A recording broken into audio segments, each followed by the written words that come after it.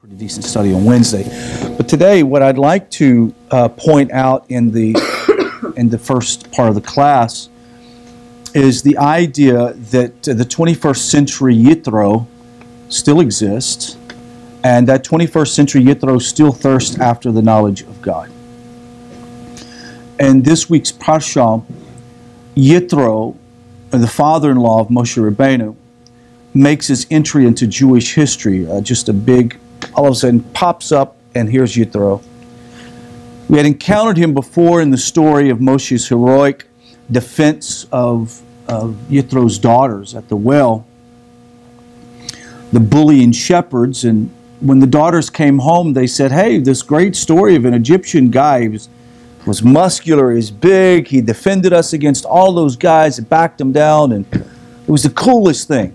And Dad was like, what? Hold a second. Where is this guy? You didn't invite him to the house? Now, the first thing that I hear when I hear this story, it reminds me of Abraham in much the same way. You know, Yitro was a priest. He was a Cohen of the Midianite people. So what we find out is that he's a priest in Midian, though he's of a different class, and that different clan of people will end up dwelling in Israel and with Judah. But anyway, he goes out, and this deed of this Egyptian man who basically saved the life of Yithro's daughters, he says immediately, go get him, find him, bring him back, go and invite him for a meal. Yitro was upset at his daughters because they had failed to show gratitude to this Egyptian man. Now at the time, he had no idea if this Egyptian was royalty or if he was just a regular Egyptian man. He was so very keen in discerning the special qualities of Moshe, he convinced Moshe to join his household and then gave his daughter Zipporah to him. What kind of characteristics did Moshe already have at this point that Yitro was able to see there was something very special and unique about Moshe? Moshe then took leave, and if you'll remember in the parsha in which Moshe takes his sons back to Egypt and his wife, in the process of taking them back, he has his son circumcised through his wife's convincing nature to circumcise the sons. And at some point after the Exodus and the splitting of the Red Sea and other miraculous events occurred in quick succession, Yitro decided to reestablish contact with his son-in-law Moshe. But in the meantime, Moshe sent his wife and sons back to Midian to be with the father-in-law. Not much is said as to the reason why, but it does seem probably for their safety to send them back to the father-in-law and to make sure that they're settled. Now, Yitro, in his decision to establish contact, came from the stories that were starting to pass over about this year-long escapade of the glory and the splendor of Hashem to the Jewish people. It appears, and to Egypt, it appears that when Moshe was with Yitro, Yitro and Moshe spent a lot of time communicating and talking about the wonders of Hashem and the promise given to Abraham and etc., etc. Because there is a text here that tends to point us, Rashi tends to point in this direction, that Yitro already was pretty much convinced that there was, that he was a real God, that there was something very unique about this God, but had not fully been convinced. And in just a moment, we're going to break down how in the 21st century, those of us who really find our identity in Yitro, we really say, that's kind of me. I was a religious person, I was in my own community, my own world, and all that stuff was turned up on its head when I was introduced to Moshe Rabbeinu. And when each one of us was introduced, it turned our world upside down. Yitro traveled to the wilderness where Moshe was camped, and his purpose was to get a first-hand account of what occurred. He had heard through the grapevine. I guess he found out on a Google search what was going on, and his purpose was to find out one-on-one from the horse's mouth exactly what happened. We should not be content with superficial understanding. If you're making notes, make this down. The first step for a real 21st century Yitro is to not be satisfied with second-hand accounts not with superficial antidotes, but with the real thing. Let me tell you, one of the things that was the convincing factor for me back in the 90s, or early 2000s, 90s, when I took Rabbi Tovia Singer's material on a trip to the wonderful state of Hawaii. And my son needed a dog watcher, so I was going to babysit my granddog for 2 weeks while they were doing something else. And my whole goal was to sit down and to listen to all of Rabbi Singer's lectures. And I was going to, one by one, refute every darn one of those things, right? But I got to one that, how does Adam do that? Blew my mind. And that was this. And now, of course, we all in this room go, duh, that's simple. But to me, it was the thing that convinced me. Like, I already knew that there was the God of Abraham, Isaac, and Jacob, you know, that he was the real one true God. But I was dealing with some of this other stuff in Christianity and, you know, kind of debating back and forth. No doubt I knew that there was something legit about the one true God. But when Tovia Singer said every religion in the world has a revelation to one individual, which is given to others, which is given to others, and therefore that's how most religions, including Christianity, as established. But he said at Sinai, there were thousands of people who saw this at one time. I mean, there's no way that Moshe could have made this stuff up. He couldn't have come off the mountain and said, hey, you remember the thunder and lightning and the Torah written in Hebrew? And they'll go, no, we don't remember that. We were barbecuing. Never saw any of that. Don't you remember the smoke and the fire? No, the only smoke and fire was from the barbecue pit. Right? They would have. There's no way that they could have passed this from generation to generation so accurately if there wasn't something very powerful that took place and very strong. It seems that Yitro was genuinely affected by the account. Why? Because he says this. He responded by blessing God. As a matter of fact, this is probably the first example of a non-Israelite, non-Jew blessing the Creator of the universe. He blesses God who saved you from Egypt and from Pharaoh. He then exclaimed, now I know that Hashem is greater than all gods. Little g's. Because that which they plotted to do was turned against them. He had to see the evidence. Now, as I was going back through and reading all this testimony that's found in Yitro, as soon as I read this proclamation that he made, that he said, now I know that Hashem is greater than all the gods, because that which they plotted to do has been turned against them. I mean, even though he didn't witness it firsthand, he's hearing it straight from the horse's mouth. He's also hearing it from people that are around Moshe, like, yes, this happened. We saw it with our own eyes. But I'm thinking of people like you and I and the many hundreds of thousands of people that are in the nations right now that will watch this video and they're going to go, you know what? We didn't witness it directly, but we're convinced because we also heard the testimony that was given by Moshe. We also read the same testimony that is written in the Tanakh Torah. And from that testimony, we also believe that there is no other God greater than the Creator of the universe. There is no other God, period. And so, how much more powerful is it for someone who has not directly witnessed it with their own eyes to say, this is true? How much more emunah and faith is in this community that says, no, we didn't witness it firsthand. We didn't show up and actually talk to Moshe firsthand, but we read the text and we are convinced that there is only one true God and there is no God greater than them. The words of Yitro requires a little analysis. Now, according to Rashi, he was saying, a quote, I recognized him before, but now even more. So Yitro was saying, yeah, I recognized him before. Yeah, he was legit. I saw it in Moshe. And Moshe was an upstanding man and man of great character. Yes, I recognize it. But now I know.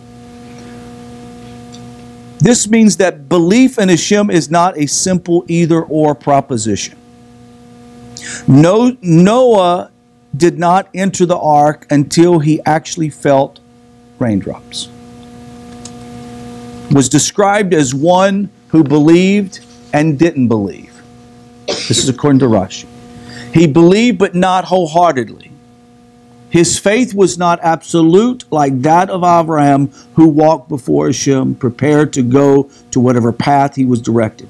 Yitro recognized Hashem but entertained doubts. This, my friend, is where most of our friends and neighbors and people that we have relationship with now, that recognize the legitimacy of the God of the Jewish people and the Torah, but they have too many doubts. Now, why do they still have doubts? They have doubts because they have not went directly to the source to find out exactly what happened. Do you see the difference? The difference between Yitro and the rest of the Midianites, Yitro and the Amalekites, and Yitro and the Canaanites, is that they came to Moshe to ask what happened. Do you not think if the Canaanites would have came to Moshe and say, we have heard what God has done, will you tell us? Would you think that Moshe would have told them? Of course. What would have happened if the governor of Jericho would have walked out the doors and went over, crossed over and talked to Moshe and said, we've heard you guys are coming into the land and we want to know about this God? Do you think Moshe would have told him? Of course he would have. So doubt comes from not scouting out the information. Doubt comes from not looking into the information. My friend, most people are afraid to know what the truth is. That's the problem. Most people are afraid to know what the facts are, so therefore it's better to be left unknown. I've actually heard of people who have told their spouse when they went into the hospital to get testing, that if it's cancer, don't tell me. Okay, I mean, it's fine if that's what you want. But my goodness, how do you live? What kind of life is that? You're going to live your life sick, but you don't want to know you have cancer, therefore you don't want to get it treated. But there are people that I know who have refused to take anything more than the superficial information that they've heard and be sated with that because they don't want to go to the source and find out. My challenge to those who are watching this video, and I'm sure I'm going to get some feedback on YouTube from all of the haters who be hating, if you know what I'm saying. But I'm going to tell you right now, the reason why that you're still a doubter, the reason why that you're still dallying around with philosophicals and systematic theology that is in direct opposition to the Torah is because you are a doubter and not a believer. No matter how much you call and claim yourself to be a believer, you're a doubter. Period. You're a doubter. Now, you might believe in a God, but so does Hasatan believe in a God.